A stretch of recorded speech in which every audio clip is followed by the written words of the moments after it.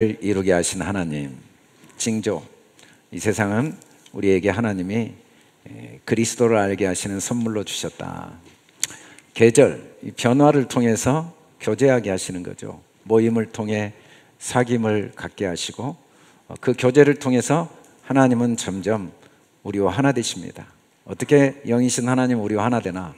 이 삶의 시간과 공간의 교제와 변화와 경험을 통해 하나님 우리와 하나 되게 하시면서 점점 우리를 하나님의 사람으로 자라게 하시는 그 하나님의 역사가 무엇에 의해 이루어지냐면 광명체들이 있어서 징조도 계절도 날도 해도 이루게 됩니다. 광명체들이 있어서. 오늘은 이 광명체들에 대해서 함께 나누고자 합니다.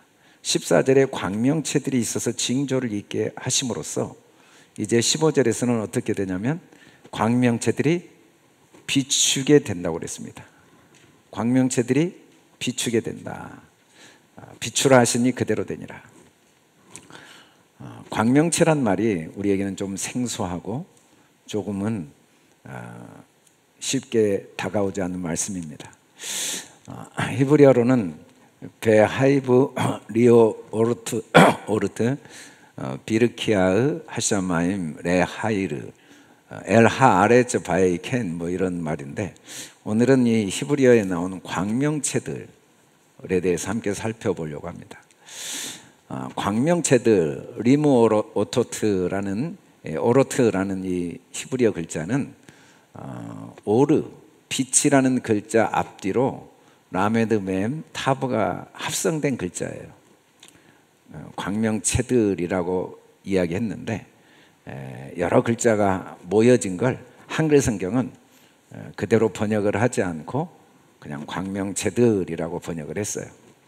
이 광명체들이라는 의미를 가진 히브리어 그림 문자는 먼저 오르가 가운데 있습니다. 빛, 오르, 빛. 오르는 빛이거든요. 빛은 하나님의 진리의 영을 의미한다고 우리가 첫째 날 함께 살펴보았습니다. 하나님이 빛이시죠. 하나님의 빛. 하나님은 빛이시라. 어둠이 조금도 없으시다. 하나님은 빛이세요. 하나님은 오르입니다. 그런데 그 하나님의 빛이 또 무슨 역할을 한다고 했냐면 생명. 이 생명은 사람들의 빛이라. 빛과 생명은 하나입니다. 생명과 빛은 하나죠. 그런데 하나님이 빛이 있으라고 하신 거예요. 빛이 있으라. 아니, 빛이신 하나님이 빛이 있으라고 하셨어요.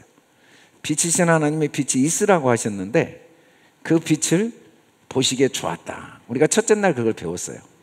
근데 빛이 있으라 라고 하셨대. 그 빛이 있다는 게 뭐냐면 하나님이 보시기에 좋은 빛이 빛과 어둠을 나누셨다라고 했어요. 이 말이 조금은 빛을 있으라고 하셔놓고 왜 빛과 어둠을 나누셨지? 이 말이 우리에게는 쉽게 다가오지 않습니다. 그런데 이 말씀을 좀 쉽게 설명하고 있는 게 넷째 날이에요. 빛과 어둠을 나눴다 이 말을 넷째 날 알고 보니까 하나님이 광명체가 있겠다라는 의미라고 설명을 하고 있습니다. 광명체는 뭐냐면 빛과 어둠이 나눠진 거예요. 빛과 어둠. 광명체들이라는 메오르트는 진리의 영이 적용되다 그런 의미를 가지고 있어요. 이 그림 문자가 진리가 빛이 적용이 되는, 빛이 어딘가에 담겨지는, 빛이 어느 속에 들어가 있는 모습을 광명체라고 합니다. 우리 본당을 밝히기 위해서 빛을 비췄죠. 근데 어떻게 비췄냐면 광명체 그 적용을 어떻게 했냐면 빛을 담아가지고 전구에 빛을 담아서 비춰주고 있죠. 그래서 이 전구는 빛은 아니고 광명체입니다.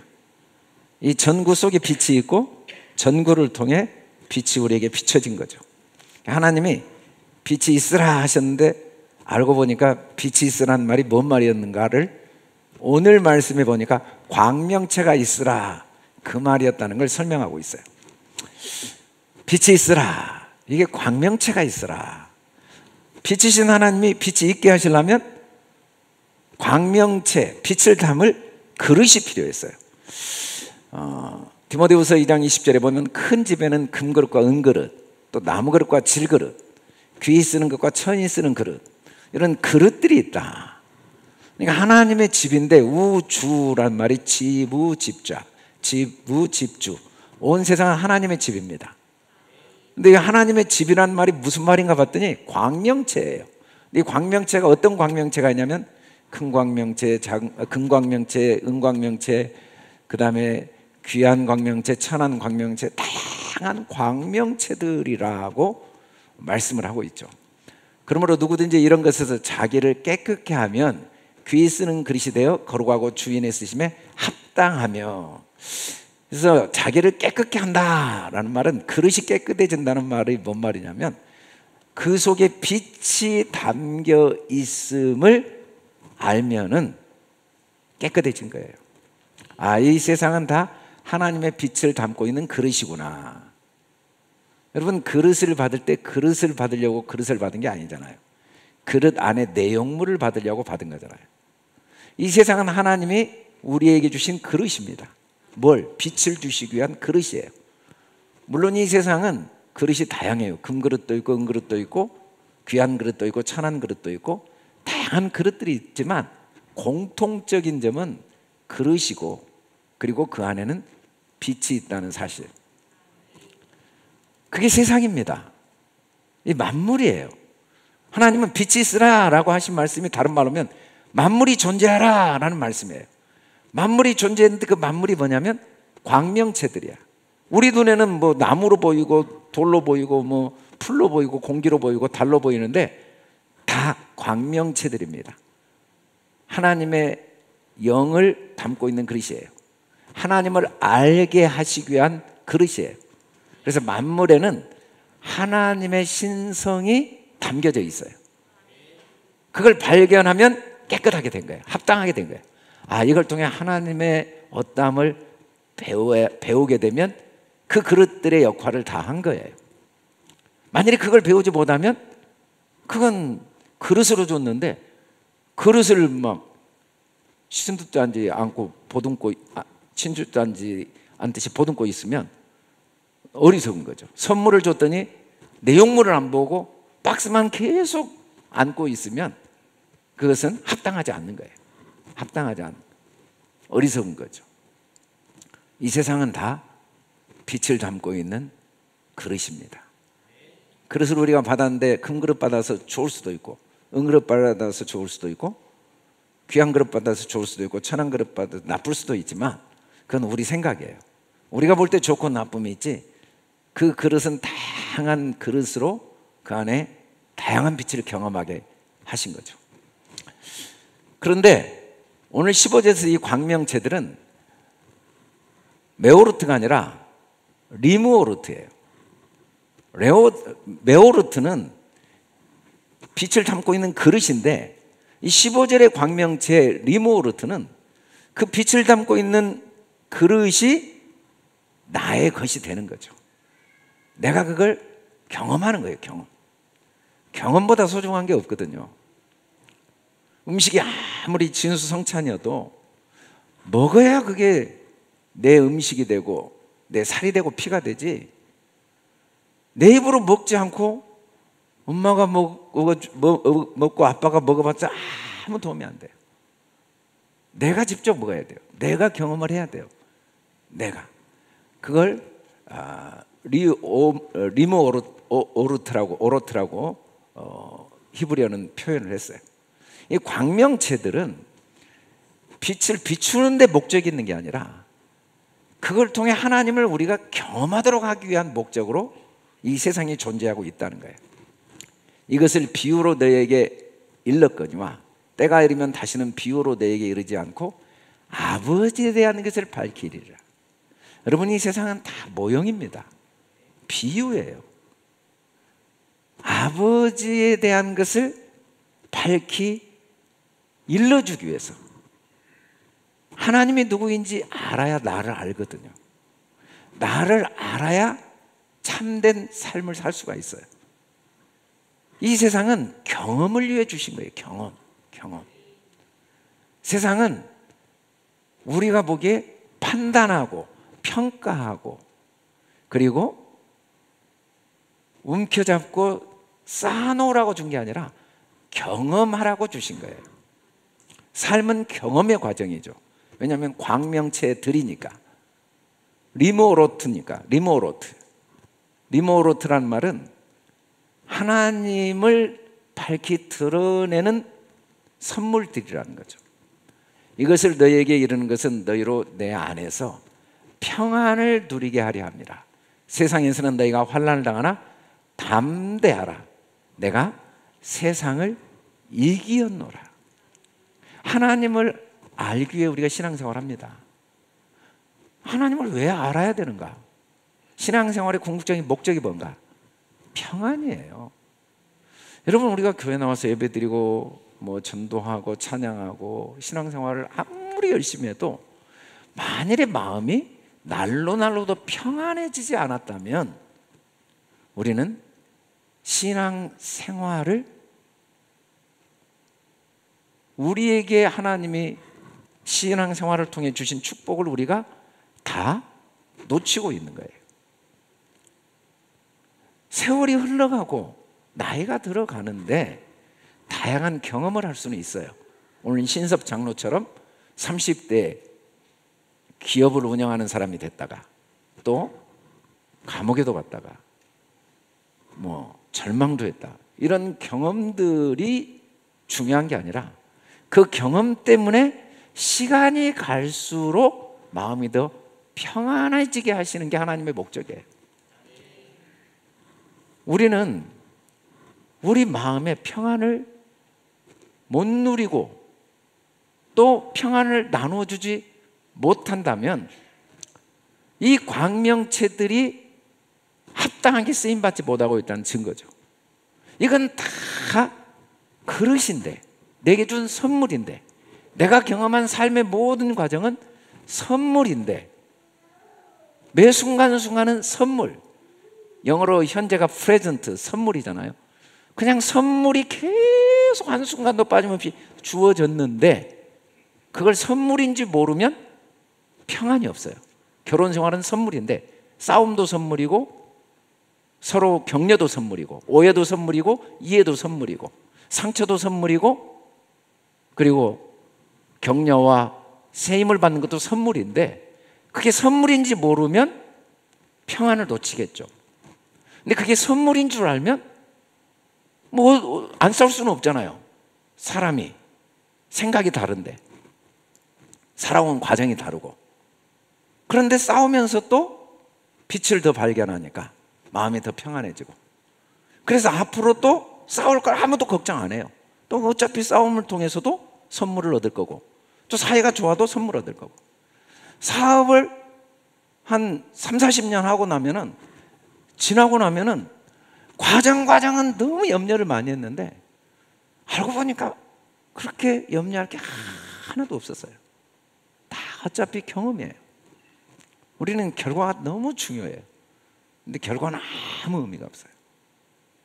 여러분, 우리가 사업에 완전히 성공한 사람이 평안할까요? 사업에 완전히 실패한 사람이 평안하지 않을까요? 천만의 말씀. 그걸 경험으로 생각하면 무조건 평안하고 경험으로 생각하지 않으면 무조건 평안하지 않아요. 그걸 선물로 생각하면 무조건 평안하고 사업에 성공해도 평안하고 실패해도 평안하고 그걸 선물로 생각하지 않으면 사업에 성공해도 평안하지 않고 실패해도 평안하지 않아요. 사람들은 평안이 어떤 결과가 좌우한다고 착각을 해요. 아니에요. 평안은 이게 광명체인 걸 알면 이게 다 나에게 하나님의 빛을 경험하도록 하신 선물인 줄 알면 평안하죠. 그리고 두 번째는 삶은 경험이니까 설레임이 있어야 돼요. 담대함이 있어야 돼요. 담대하게 우리의 미래를 꿈꾸고 우리가 구하는 것이 다 이루어질 걸 의심치 않는 담대함이 있어야 돼요. 안 될 수도 있어. 안 되고 말 거야. 그러다가 실패하면 어떻게 돼요? 우리는 그런 데 관심이 없어요.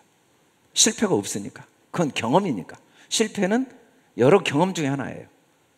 하나님의 빛을 경험하는 여러 방법 중에 하나가 실패예요. 실패를 통해서도 빛을 경험할 거고 성공을 통해서도 빛을 경험하니까 어차피 다 빛이에요. 어차피 다 광명체들이에요. 그래서 우리는 결과가 중요한 게 아니라 우리에게 주어진 기회가 중요한 거죠. 그래서 무엇을 하든지 아직 내가 호흡을 하고 있다면 내게 주어진 남은 시간들이 너무 설레이고 기대가 돼야 되는데, 우리가 이게 광명체인 줄 모르면 내가 경쟁에서 살아남아야 될 생존 경쟁으로 착각을 하고 항상 마음이 불안한 거예요. 결과에 대한 두려움 때문에 뭘 해도 결과가 나오기 전까지는 불안해요. 그런데 결과가 나왔는데 그 결과가 끝이 아니니까 불안이 멈추지 않죠.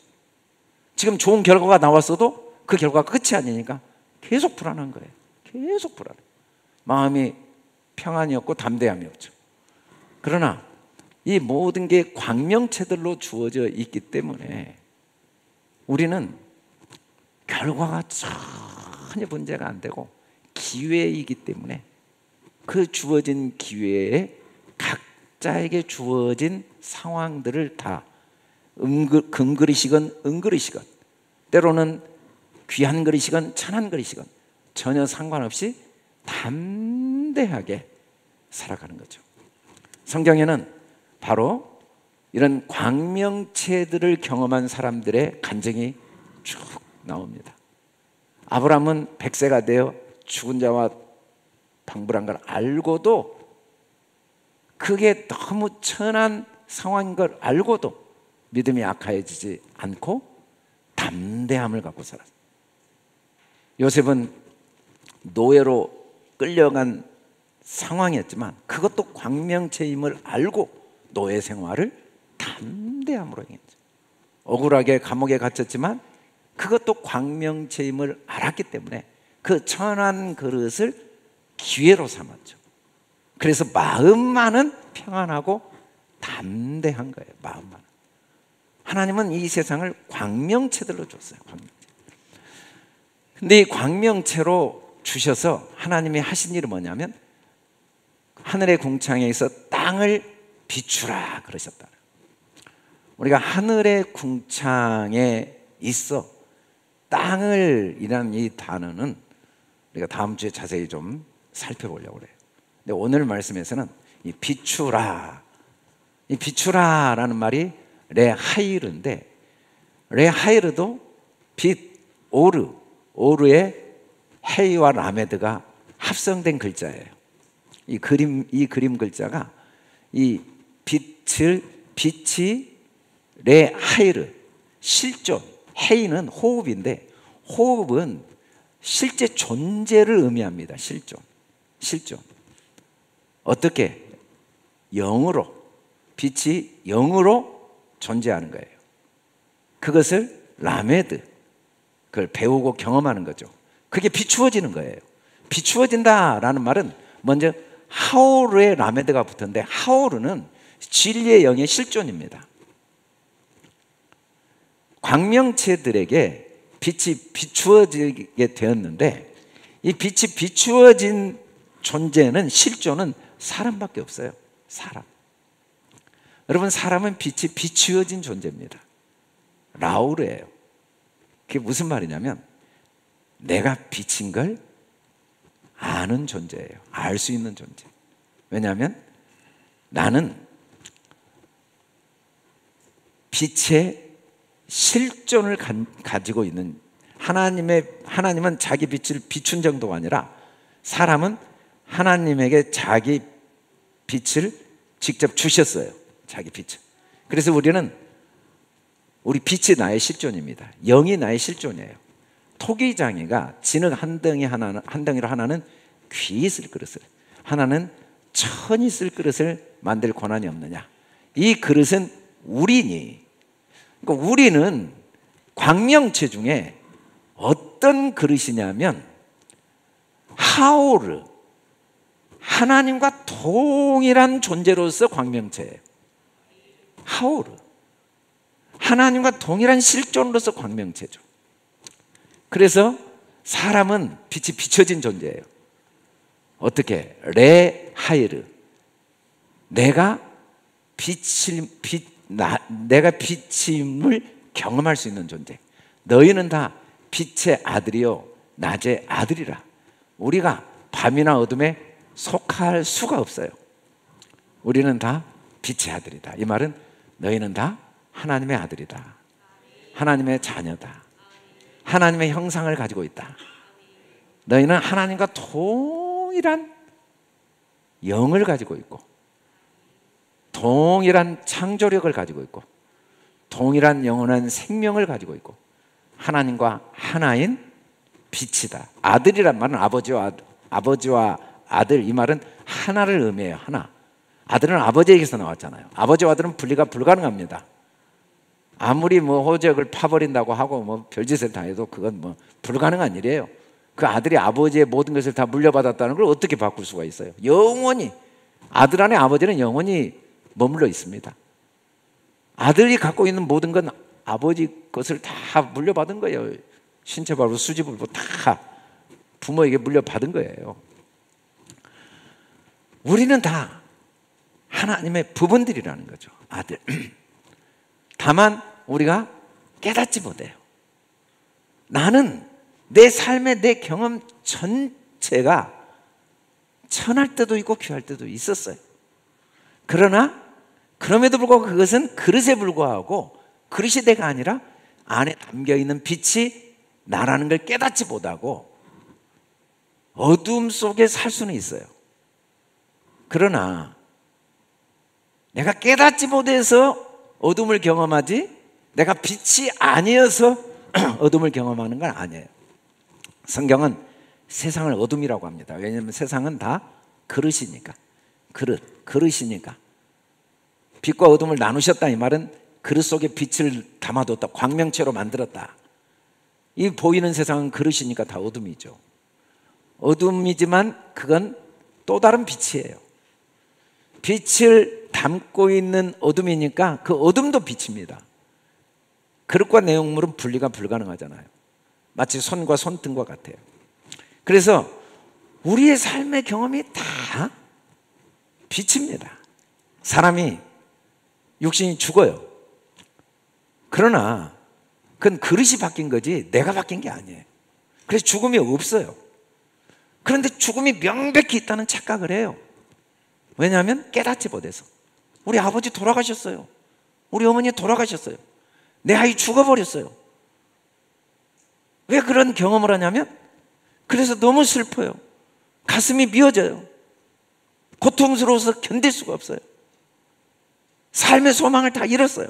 그런 경험을 하는 이유는 이 그릇이 바뀌었을 뿐인데 그릇이 아들이고 그릇이 엄마고 그릇이 아버지라는 착각 때문에 육신의 그릇이 깨어졌을 때 그렇게 슬퍼하는 거죠. 그러나 깨닫게 되면 하나님께서 그 장막집이 무너지게 했지만 육신의 장막집이 하나님이 또 다른 무너지지 않는 그릇 안으로 들어가게 하신 걸 알고 나와 절대 분리될 수 없는 내 경험, 내 지식, 내 의식으로는 부모님은 육신이 죽으면 나와 영혼이 분리되고 나와 관계를 맺을 수 없다는 착각, 깨닫지 못한 착각은 있어도 단 한순간도 분리될 수 없고 분리가 불가능하다는 걸 깨닫게 되면 여전히 함께하는 경험을 하겠죠. 너희에게 아직 빛이 있을 동안에는 빛을 믿으라. 그리하면 빛의 아들이 되리라. 여러분, 우리는 빛의 아들이 되기 위해서 노력할 게 하나도 없어요. 우리는 원래 빛의 아들이니까. 다만 믿지 않아서 그래요. 우리 삶에 지나온 시간은 다 빛들이 아닐 방법이 없지만 우리가 믿지 않은 거예요. 내가 그때 받은 상처 너무 아파. 내 그 실패 너무 어리석었어. 내가 그때 당한 그 일 너무 억울해 견딜 수가 없어. 내 인생은 너무 억울하고 슬퍼. 그건 그 그릇도 빛이라는 걸 믿지 못하기 때문에 빛의 아들로 경험을 못하고 있는 거예요. 내 앞날은 어떻게 될지 모르겠어. 이러다가 나는 뭐가 될지 모르겠어. 우리 자녀들은 어떻게 될지 모르고 우리 사업은 어떻게 될지 모르겠어. 내 삶은 너무 불안하고 불확실해. 정말 막막해. 걱정이 너무 돼. 라고 믿는 이유 때문에 어둠을 경험하고 빛의 아들의 삶을 경험하지 못하지, 빛의 아들이 아니어서 경험하지 못하는 게 아니에요. 우리가 빛의 아들이 되기 위해 할 일이 하나도 없어요. 원래 빛의 아들이니까. 다만 빛의 아들의 경험을 할 수도 있고 못할 수도 있는데 그걸 빛으로 믿지 않으니까.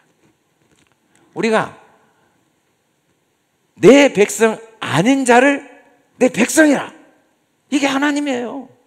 우리는요 확신이 있어요. 저 사람은 하나님이 하나님 백성이라고 안 할 거야. 난 하나님의 백성이 아니었어. 지금도 하나님의 백성인지 아닌지 확실하지가 않아. 그건 내 생각이에요. 하나님은 항상 너는 내 백성이야. 내가 너를 낳았어. 내가 너를 만들었어. 너는 내 아들이야. 너는 나를 잊어도 나는 너를 잊지 못해. 사랑하지 아니한 자를 사랑한 자라 부른다. 하나님 나를 사랑하신 적이 없는 것 같아요. 나는 하나님의 사랑을 느낄 수가 없어요. 하나님이 나를 사랑하시는데 어떻게 내가 이런 병에 걸리고 이런 억울한 일을 당하고 이런 아픔과 고통을 겪을 수가 있어요. 하나님이 나를 사랑하신 걸 나는 믿을 수도 없고 하나님이 나를 사랑하시지 않는 증거가 너무 확실해요 라고 내가 착각은 해. 그건 깨닫지 못해서 그래요. 그 어둠도 또 다른 빛인 걸 깨닫지 못해서. 다윗이 광야에서 13년 동안 방황할 때 하나님이 사랑하지 않는 자라는 확신을 가질 수는 있지만 그건 깨닫지 못한 확신이에요.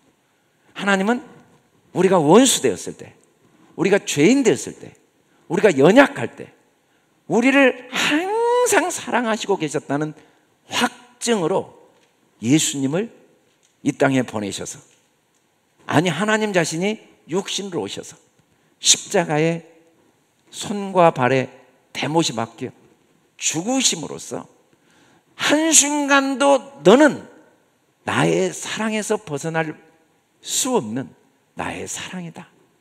너는 나의 사랑이다 라고 부르시고 계셨음을 우리에게 증명하셨죠. 증명. 이 세상은 나 한 사람을 위해 만들어졌거든요. 여러분, 내 한 사람이 물 마시려면 땅이 있어야 되고 바다가 있어야 되고 하늘이 있어야 되고 구름이 있어야 되고 우주가 있어야 되고 그 물 한 모금 마시는데도 이 모든 배경이 필요하거든요. 쌀 한 톨 먹는데도 땅이 있어야 되고 그리고 비가 내려야 되고 햇빛이 있어야 되고, 그래서 이 물 하나 밥 한 숟가락 먹는 나를 위해 다 만들어진 나를 향한 사랑의 하나님의 고백이 만물임을 깨닫지 못해서 항상 외로움과 불안함과 초라함과 두려움으로 고아처럼 살 수는 있어요. 깨닫지 못해서. 그러나 하나님은 그럴 때마다 절대로 마음의 만족을 누리거나 의미를 경험하거나 나다움을 느끼지 못하도록 반드시 하세요. 깨닫지 못하면 삶에 의미가 없고 만족이 없어요. 그래서 반드시 깨닫게 하세요. 반드시 깨닫지 않으면 안 되도록, 깨닫지 않으면 견디지 못하도록 불면증에 시달리고 원치 않는 고통을 경험하게 하시면서 그 경험을 통해 반드시 깨닫도록 비추고 계시는 거죠. 계속 비추고 계시는 거예요. 계속 깨닫도록 도우시는 거예요. 계속 내가 뭘 잘못하고 있는지를 하나하나 경험하게 하시는 거죠. 경험하게. 그래서 우리는 이제 빛이 비춰질 때마다 전에는 어둠이더니 이제는 주 안에서 빛의 자녀로 행하게 됩니다.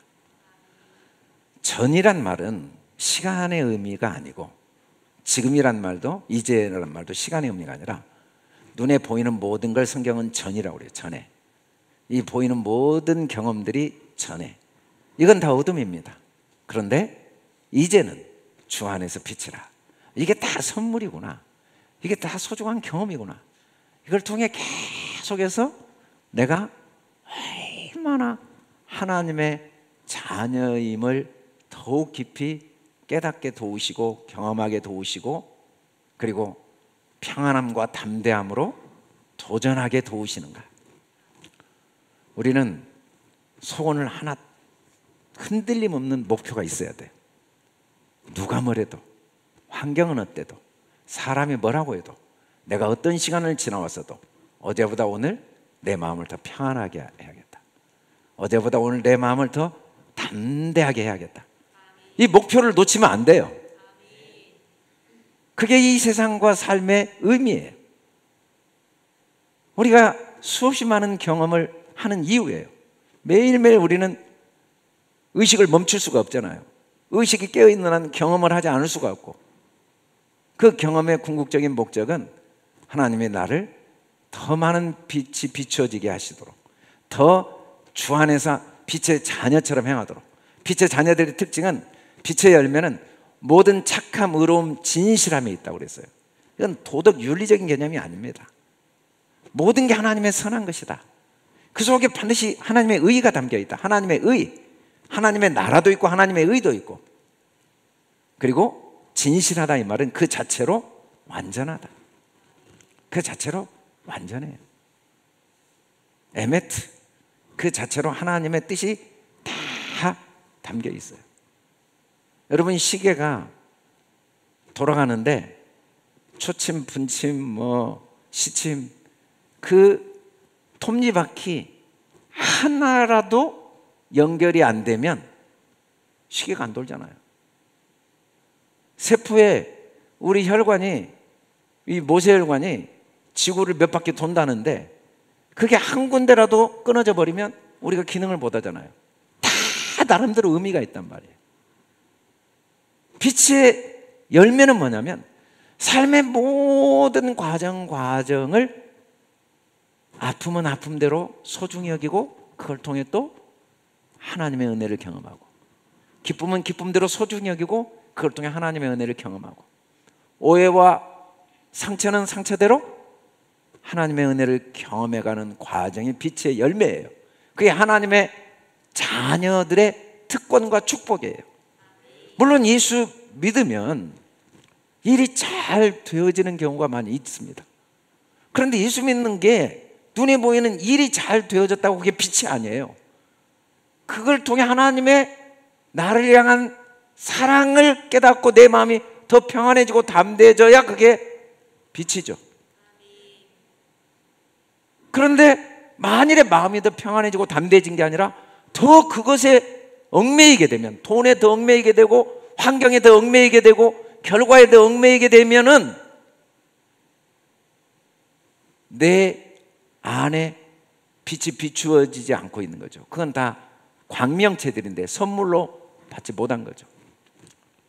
그래서 예수 믿는 특권은 뭐냐면 삶의 모든 과정이 다 나에게는 더 큰 평안함과 담대함과 설레임과 기대를 갖게 함으로써 빛의 열매를 맺어서 매 순간순간을 최선을 다하고 소중히 여기고, 그리고 시를, 찬송을 신령한 노래로 화답을 해요. 첫째는 자기에게 올바로 화답합니다.